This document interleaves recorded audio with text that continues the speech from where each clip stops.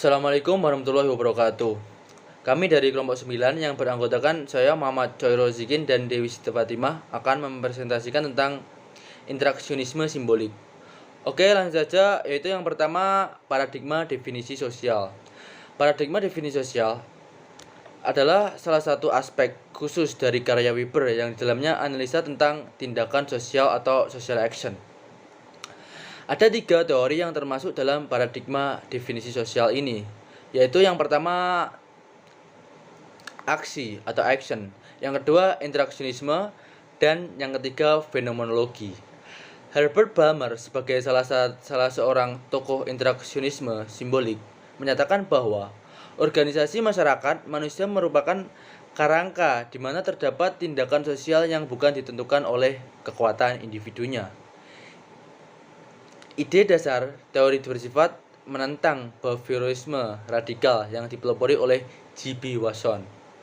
Behaviorisme radikal ini sendiri berpendirian bahwa perilaku individu adalah suatu yang dapat diamati secara objektif dari luar.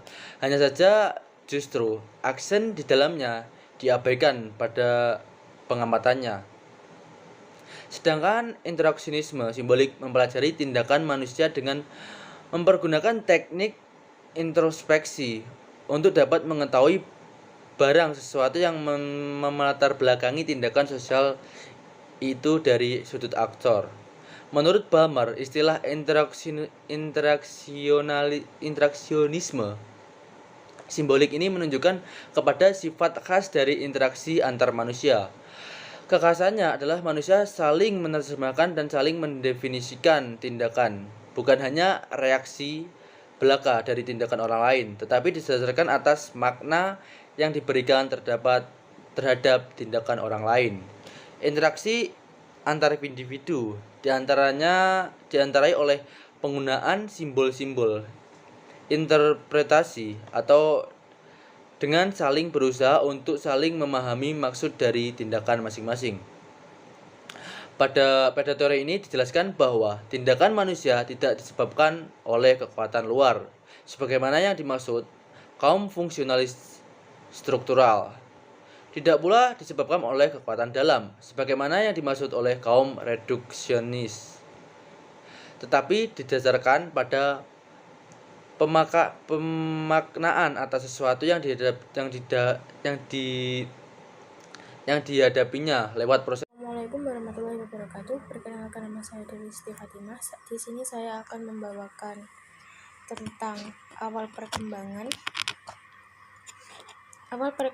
interaksi simbolik berasal dari 2 aliran. Pertama, mazhab Chicago yang dipelopori oleh Herbert Balmer I 1962 melanjutkan penelitian yang pernah dilakukan oleh Giorgio Herbermann. Balmer meyakini bahwa studi manusia tidak bisa dilakukan dengan cara sama seperti penelitian pada benda mati. Seorang peneliti harus empati pada pokok materi, terjun langsung pada pengalaman, dan berusaha untuk memahami dari setiap orang. Balmer menghindari kuantitatif dan statistik dengan melakukan pendekatan ilmiah melalui riwayat hidup, autobiografi, studi kasus, buku harian, surat, dan non-direktif interview. Penekanan pentingnya ada pada pengamatan penelitian.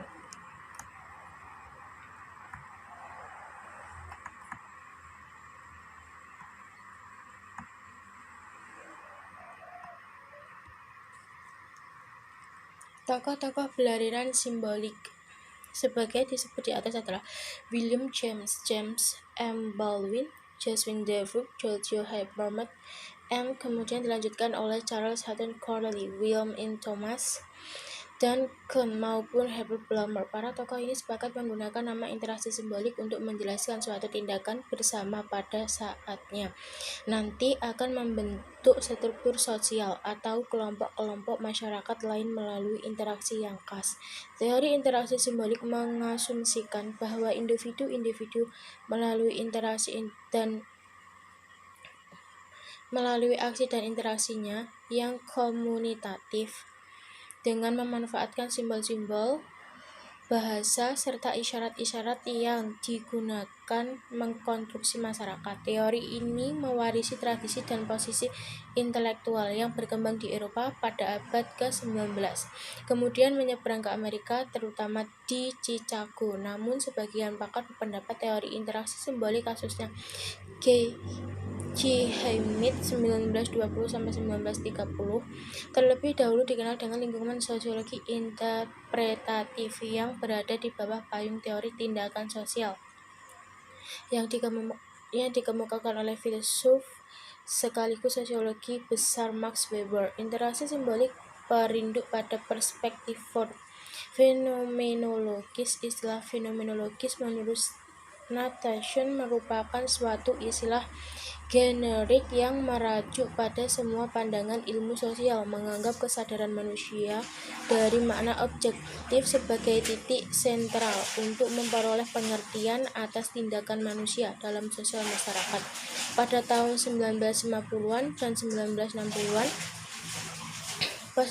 perspektif fenomenologis mengalami kemunduran.